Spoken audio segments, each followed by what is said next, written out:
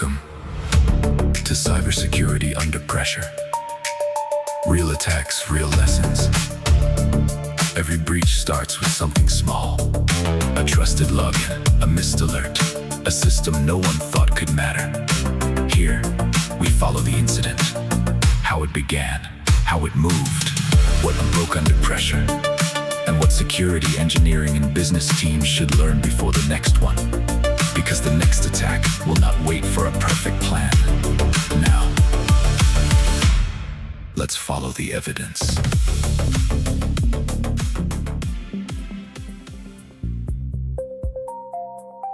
Wait, I need to make sure I am completely understanding the mechanics of what you were saying here. Because, I don't have to hack the compiler, right? No, not at all. I don't have to break into the build server using some, memory corruption 0-day that costs $2 million on the dark web. Right. No, you really don't. I literally just hand the system a text file. And the system itself, doing its normal, daily, heavily documented job, just compiles my malware and hands me the keys to the kingdom. It sounds completely absurd, but that is the precise mechanical failure we are looking at here. You aren't breaking the machine. You aren't exploiting a buffer overflow. You are just giving the machine a slightly different set of instructions. Yeah. And it happily, blindly builds the weapon for you, using its own internal tools. But the trigger, the actual detonation of this weapon, that's not me, the attacker, executing a command. The person pulling the trigger is the legitimate plant engineer, just clicking compile like they do every single Tuesday morning. Exactly. The engineer is the payload delivery mechanism. They log in with their multi-factor authentication, they click compile to update a perfectly normal pump schedule, the runtime starts, and, well, congratulations, you just handed over arbitrary native code execution to an attacker. The engineer essentially installs the backdoor themselves. That is absolutely terrifying. It's the sheer boring normalcy of it that makes it so chilling. We're talking about industrial control systems being compromised by their own perfectly normal workflows. It is the ultimate betrayal by your own infrastructure. This is what happens when compiling becomes the payload. Good morning and welcome to Cybersecurity Under Pressure. Real attacks, real lessons. I've been thinking about this story all week, and it starts with a breach that leads to a very uncomfortable question about our engineering environments. It's a question we, frankly, have been actively avoiding for way too long in the operational technology space, just kind of hoping the problem would stay theoretical. Today, we're talking about how a simple vulnerability can become a critical threat when compiling becomes the payload. And a question that nobody seems to be asking. Can our current security measures really protect us from such threats? To answer that, we have to look uncomfortably close at what just happened with OpenPLC Runtime version 3. Specifically, we really need to dissect CVE 2026-14480. Right. So for you listening right now, our mission for this deep dive is to unpack how a mundane, almost boring file upload bug in legacy software transforms into a catastrophic native code execution event, and what this actually means for the global supply chain of engineering environments. Because it is a massive shift in how we have to look at these things. We are pulling from a huge stack of sources today to give you the full picture. We've got the official NVD reports, the ICS Assert advisories, the Sentinel Vulnerability Database breakdown, NIST guidelines on supply chain risk, the Harness glossary on secure repositories, and even some really interesting threat intelligence from IT and OT forums like Reddit's PNHub and the Windows Forum. And honestly, all of those sources, they point to this massive paradigm shift. We have to completely change how we view the software supply chain within industrial environments. The walls we thought were protecting us are actually, the very things boxing us in with the threat. Okay, let's unpack this. We're talking about CVE 2026-12480. It's classified as a critical, authenticated arbitrary file write vulnerability in OpenPLC Runtime v3.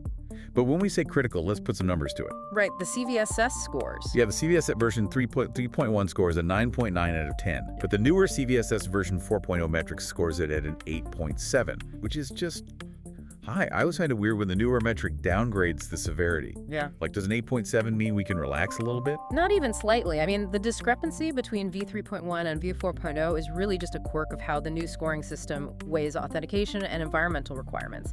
But practically speaking, both indicate a massive immediate problem. So it's still a 5-alarm fire. Oh, absolutely. A 9.9 in v3.1 basically means the house is on fire, the doors are unlocked, and the alarm system is actively helping the burglars carry out your television. Okay, so let's walk through the exact mechanism of how this fire starts, because reading the advisory, It seems deceptively simple.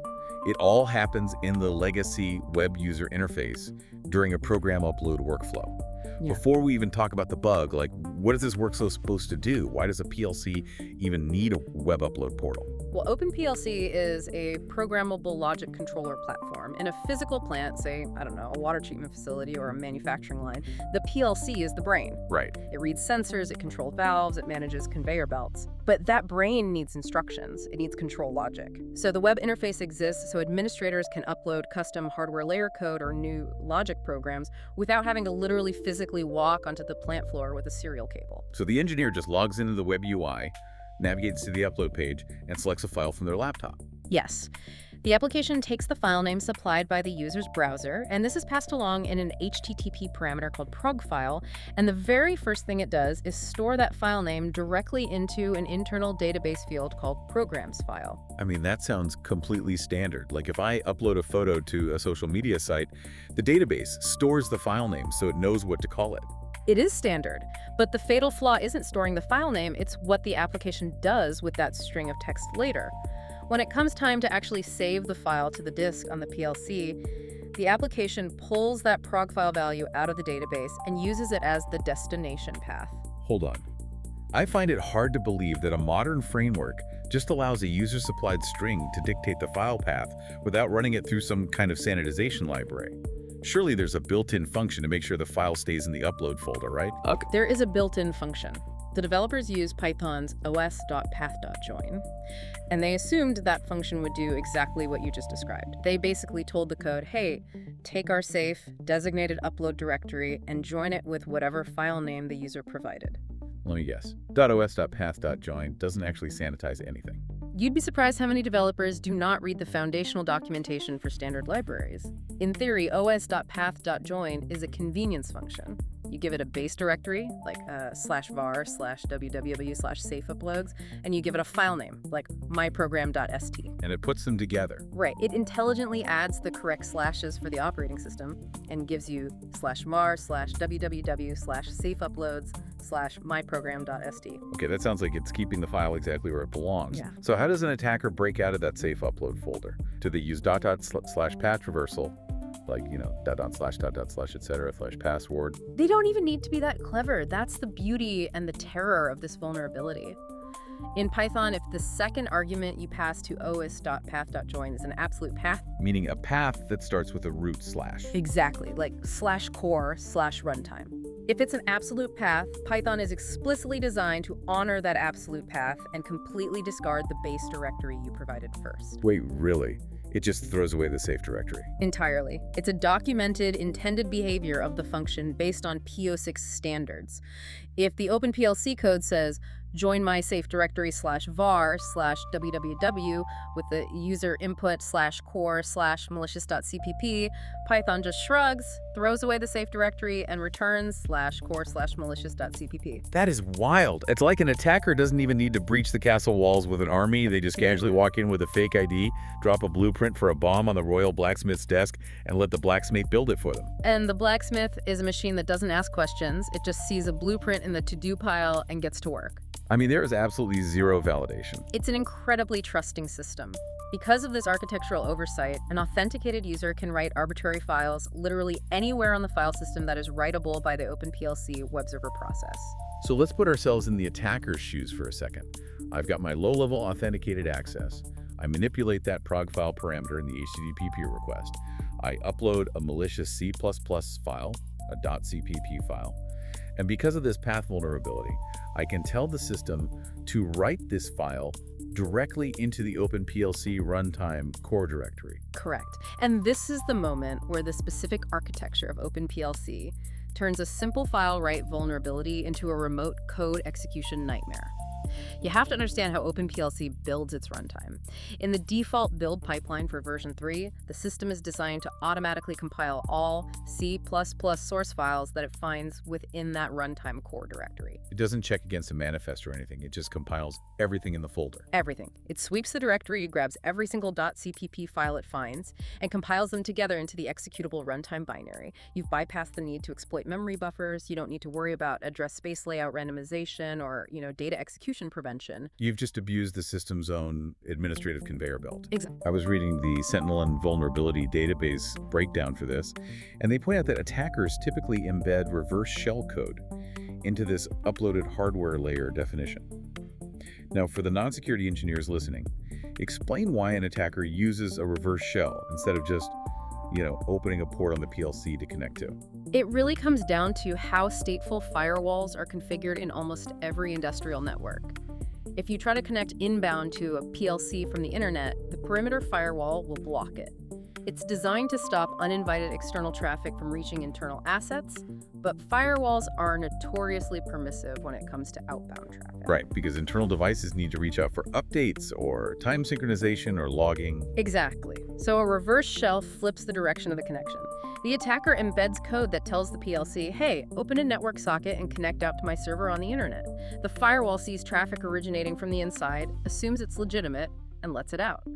Once that outbound connection hits the attacker's server, the attacker can use that established tunnel to send commands back in.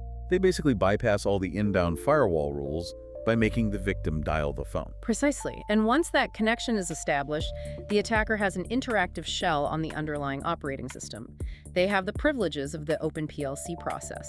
In an OT environment, that means they essentially have complete control over the physical processes that controller manages. Which takes us to a really fascinating theoretical discussion about boundaries. The CWE classifications for this vulnerability tell a profound story about where security actually lives in a system. The formal weakness is CWE 73, which is external control of file name or path. Right, and that describes the os.path.join issue perfectly. The application accepted a path from the user and failed to neutralize it. But the CISA advisory and the Sentinel breakdown also heavily reference CW94, improper control of generation of code or code injection. To me, that implies something deeper than just a file write. It points to a massive failure of trust boundaries. Think about the journey of this data. You have web input, a simple text string in an HTTP request.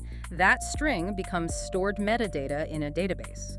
That metadata becomes file system authority, and that file system authority feeds directly into the compiler. So you're saying the compiler itself is a security boundary? It is the ultimate security boundary. And this is a terrifying reality for operational technology. If untrusted users can influence what enters the compiler, the system must treat that input path with the exact same paranoia and scrutiny as a firmware update over the air or a plugin loader. Because the compiler takes mere text and turns it into the immutable law of the machine. If you control the text, you control the law. If you look at the top 20 secure PLC coding practices framework, it explicitly addresses this. The core security objective is the integrity of PLC logic. It emphasizes that operators must know if PLC code was tampered with, because that's the only way to verify if a PLC is safe to operate physically.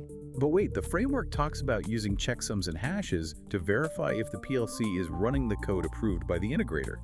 Why wouldn't a checksum catch this OpenPLC attack? Because of where the compromise happens. A checksum verifies the integrity of the final compiled binary. But in this OpenPLC scenario, the malicious code is being compiled by the system itself during its normal routine. Oh, wow. Yeah, the final binary might look perfectly legitimate to a rudimentary checksum tool because the system's own authorized compiler generated it. The corruption happened upstream in the raw source files before the binary was even baked. That makes me think of the historical context you brought up before we started recording, the Triton attack, also known as Tracy's or Hatman. Triton is the absolute perfect historical parallel to understand why compiling malicious code on a PLC is an existential threat to a physical plant. Let's really dig into what happened there. Triton was a piece of malware discovered around 2017, I believe, specifically designed to manipulate safety instrumented systems, specifically Triconix controllers. Just to clarify for everyone listening, a safety instrumented system, or SIS, isn't the system that runs the plant day to day, right? It's the emergency brake. It's a system that's supposed to catch a runaway process before a pipe bursts or a boiler explodes. It is the absolute last line of defense protecting human life. The Triton attackers managed to deploy rogue code into those controllers, and what they did with that code was chilling. They didn't just crash the system, they actively suppressed alert states. So they modified the control logic so the safety system would look at a genuinely dangerous physical reality, like pressure building up beyond safe limits in a gas valve, and tell the human operators in the control room, hey, Everything is fine, nothing to see here. Exactly. And that is what makes the OpenPLC vulnerability so severe. By writing a .tsp file into the core directory and letting the system compile it, an attacker isn't just messing with a web UI or stealing data. They can fundamentally alter how the PLC interacts with the physical world, just like Triton. They can change the deterministic output of the controller. They can tell a pump to run dry, or tell a valve to shut when it should be open. Exactly. Here is where it gets really complicated for me, though. We've talked about how catastrophic this is. The CVSS score is 9.9. But the metrics say the exploit requires the attacker to be authenticated. PRL. Privileges required. Low. Yeah. If they have to log in, doesn't that severely limit the threat? I mean, are we just handing out access to the compiler like candy if anyone with a login can do this? That PRL metric is the hinge upon which this entire vulnerability swings. In an enterprise IT environment, authenticated access implies a significant barrier. But in legacy OT environments... They've seen OT environments. Requires login is a shockingly thin defense. In many places, it's virtually non-existent. Think about how authentication is actually handled on the plant floor for a PLC web interface.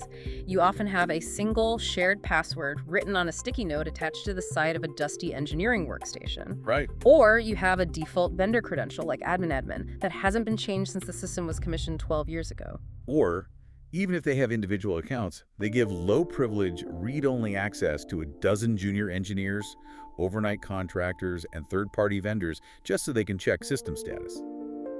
They don't realize that the legacy web UI doesn't properly segment the ability to upload a file from the ability to view a dashboard. That is the crux of the issue. The application treats any logged-in user as trusted enough to influence the program upload parameter.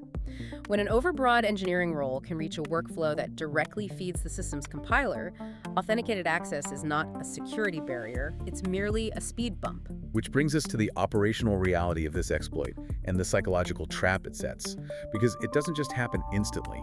The malicious code waits. The passive nature of the payload is what makes it so brilliant and so malicious. The attacker uploads the .cpp file to the core directory, and then, well, nothing happens. The exploit is dormant. The OpenPLC runtime continues to hum along, running the old logic. The plant operates normally, the attacker's file is just sitting there on the hard drive, totally inert. So if they don't execute it, who does? The payload is executed only when a legitimate operator triggers a normal program compilation and runtime start. So what does this all mean for the poor engineer? It's like planting a bomb that only detonates when the security guard clocks in using their own legitimate ID badge. That is exactly the dynamic, and this introduces a massive blind spot that we call the logging challenge in OT security. Traditional IT security tools are completely blind to this sequence of events. Walk me through that. If I have a state-of-the-art SIEM, a security information event management system, why doesn't it see a 9.9 CVSS attack happening? Think about what a SIEM is programmed to look for. It aggregates logs from firewalls, servers, and applications. It triggers alerts based on anomalies. It looks for a service crashing unexpectedly. It looks for 1,000 failed login attempts in a minute, indicating a brute force attack. Right. Or it looks for known malware signatures moving laterally across the network. But in this attack, the attacker logged in successfully. Maybe they used that sticky note password so there's no brute force to detect. They uploaded a file using a standard HTTP POSD request to a totally normal web endpoint. There's no service crash. Right, and the file they uploaded is just plain text, source code, C++ IBEL. It's not a compiled binary, so it likely won't match any known malware hashes in the antivirus database. So the SIEM sees a normal login and a normal file upload. And then the decisive moment, the actual execution of the code, is triggered by the plant engineer. The engineer logs in, maybe to push a minor update to a fan speed parameter. They click the compile and run button in the interface. Which is an expected, documented engineering operation. The SIEM sees that and says, yep, looks like it's maintenance day. The engineer is compiling code. Totally normal behavior. The workflow lends absolute, unimpeachable legitimacy to the attacker's trap. As the threat intelligence from the Windows Forum article points out, a compile and start sequence is not noise in a PLC environment. It is work. It is the definition of operational normalcy. It's their actual job. Engineers are trained to restore service. If a runtime needs to be compiled, they won't second-guess the build process. If the UI presents the action as normal, they will execute it.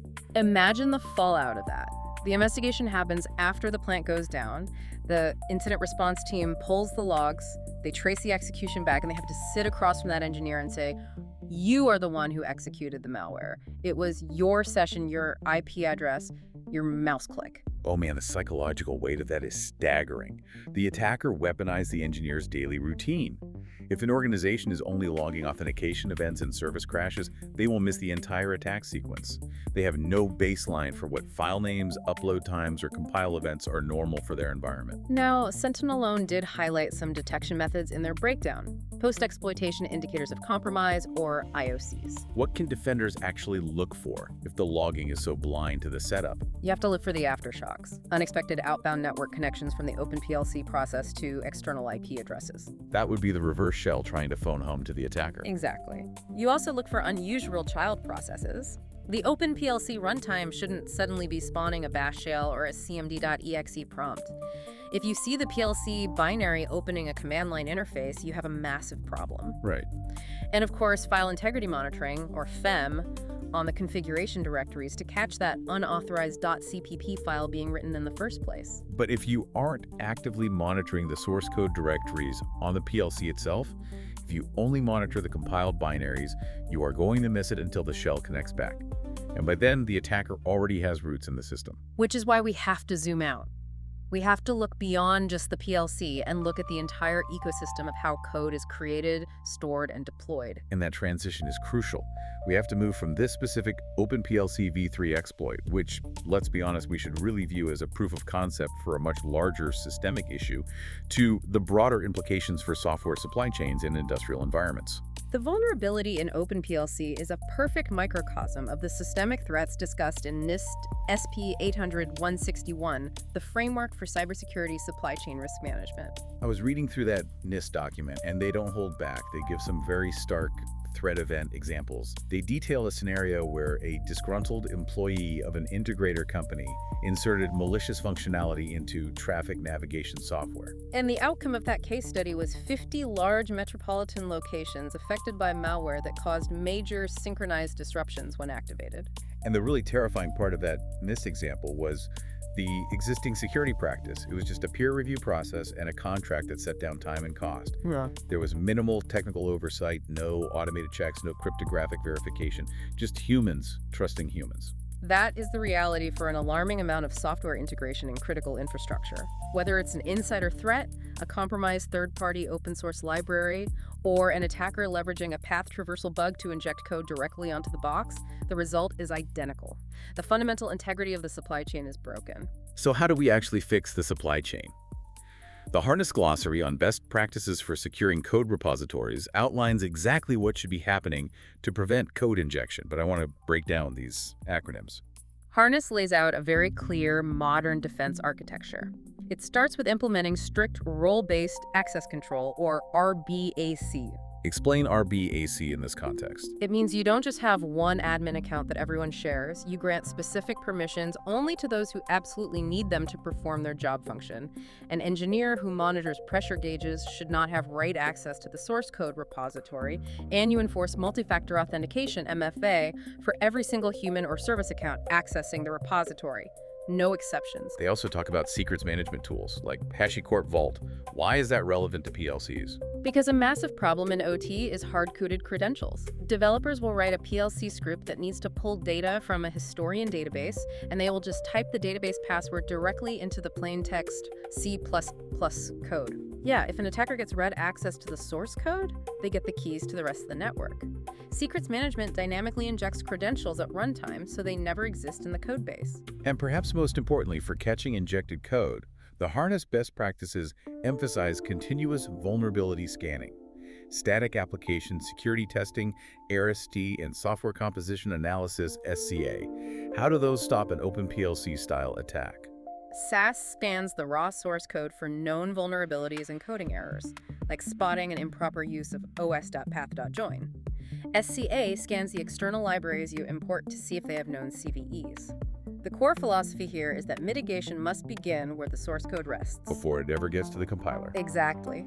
The repository itself needs protected branches where code cannot be merged without a secondary human review. It needs cryptographically signed commits so you know exactly who wrote the code, and immutable audit logs that cannot be deleted by an attacker trying to cover their tracks. You have to maintain a continuous, verifiable system component inventory, just as NIST SP 800-161 recommends. Okay, but let's get real. You and I know that in many legacy plants, source control is just a shared local clone on an old Windows 7 engineering workstation. Are these NIST guidelines just a pipe dream for OT environments? Yeah, I mean, look. That silence you're hearing right now, that is the exact gap between IT security theory and OT operational reality.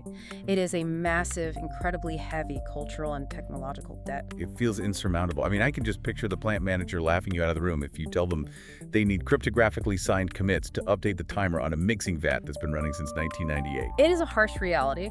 Yes, for a facility running a 15-year-old process on an unmanaged local clone, a full DevSecOps pipeline with AI-driven remediation sounds like science fiction, but we cannot ignore it because that gap is exactly why vulnerabilities like CVE 2026-1.480 are so devastating. The attackers are not waiting for these plants to catch up to the NIST guidelines. They are exploiting the Windows 7 shared folder reality right now. The threat intelligence from the Windows forum makes this exact point, doesn't it? It stresses that this is not just a vulnerability in a Linux runtime. Right. The OpenPLC runtime might be sitting on a Linux box, but the relevance is entirely operational. Think about the attack path. The engineering workstations, the file shares, the VPN clients that the remote contractors use.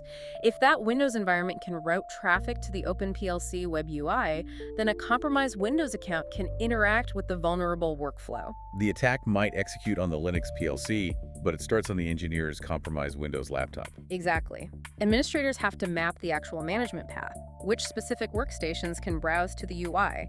Which local accounts have the rights to log in? If you don't have RBAC and MFA on the Windows side of the house, you are relying entirely on perimeter network segmentation to protect your PLCs. And in modern interconnected plants, that perimeter is increasingly porous. Which brings us to the hardest part of this whole situation. How do we actually fix this specific instance? Let's return to the remediation for this CVE, because reading the CNI directive, it feels like telling someone with a broken down car to just go buy a new Ferrari.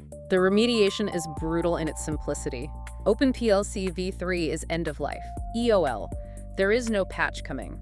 The developers are not going back to rewrite the oseos.path.join logic. CISA's directive is blunt. Upgrade to OpenPLC v4. And they add a caveat. If immediate migration isn't possible, operators are instructed to isolate the legacy web UI from non-essential networks and users immediately. But as we just discussed, isolating a web UI in a flat OT network where every engineer needs access to it to do their job is incredibly difficult. You have to implement proper network segmentation, maybe align with the IEC 62443 zones and conduits model. Which takes months of planning.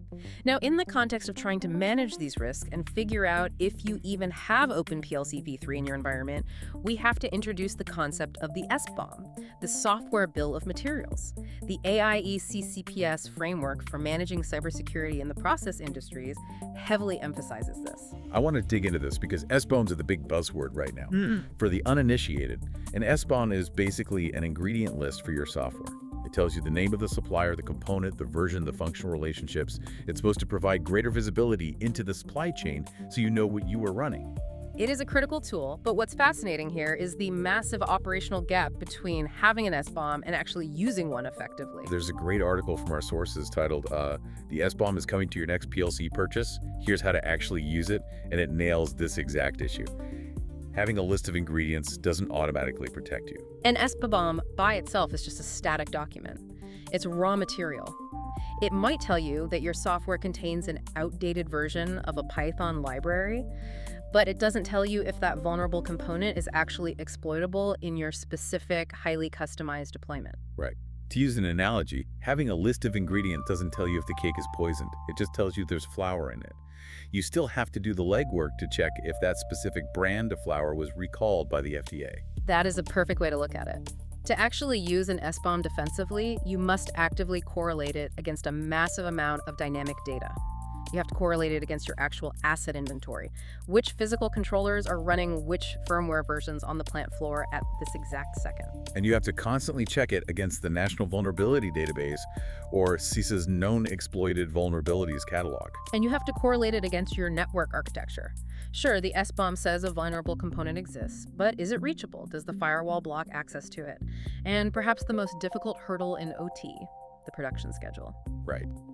A patch that mitigates a CVSS 9.9 emergency might still have to wait for a scheduled downtime window on a manufacturing line that runs 3 shifts a day, 7 days a week.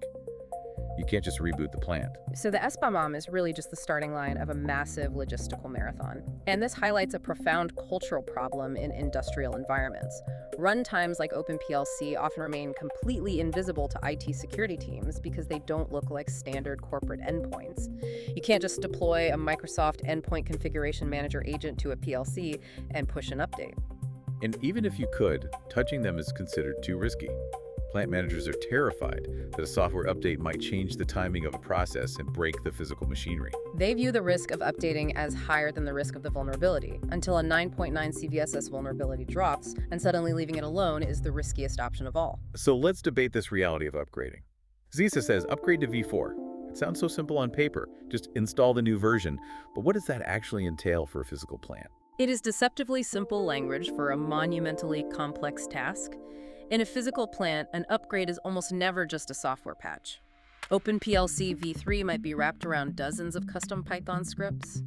It might be tied to highly specific hardware I/O mappings that took weeks to calibrate. Wow. It might be integrated with legacy test rigs that no one knows how to configure anymore. So upgrading from v3 to v4 isn't an IT task. It is a massive, capital-intensive engineering project. You have to revalidate the control logic. You have to retest all the hardware interfaces. You have to ensure the deterministic timing of the physical process hasn't changed by even a millisecond. End-of-life software persists in OT environments precisely because it is deeply connected to something physical. It has been validated by years of habit, and it is considered good enough to get the product out the door. But CISA's language leaves no room for a comfortable middle ground here. If v3 is no longer receiving security updates, then throwing a firewall in front of it is just temporary risk management. It is not a fix. As the Windows Forum analysis stated, the right framing for defenders isn't, can we block this one specific CVE forever? The question they need to ask themselves is, why is an end-of-life PLC runtime still reachable by anyone who does not absolutely strictly need to interact with it? And that leads me to a final, really chilling thought for you to ponder as we wrap this up. What's on your mind? We spent this whole time dissecting OpenPLC. But OpenPLC is a well-documented open source project. Independent security researchers could look at the code, they could clearly see the os.path.join flaw, and they could report it. The entire community can see exactly how the compiler is being weaponized, and we can learn from it. The transparency of open source is a massive strength, ultimately. It allows the community to audit the architecture. Right. But consider this.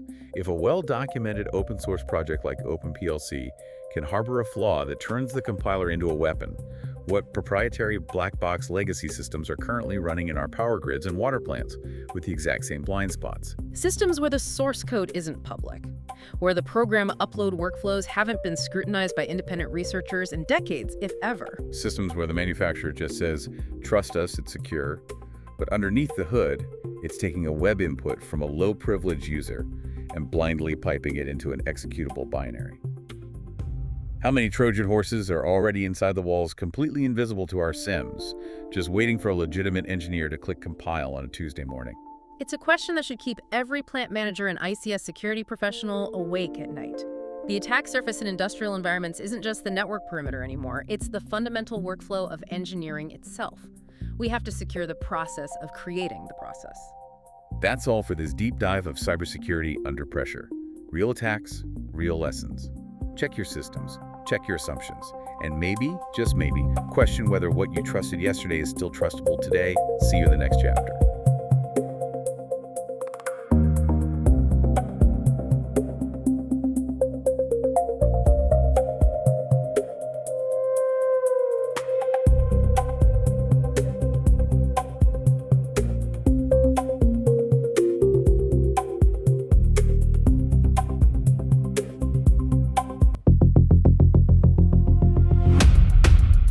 have been listening to Cybersecurity Under Pressure.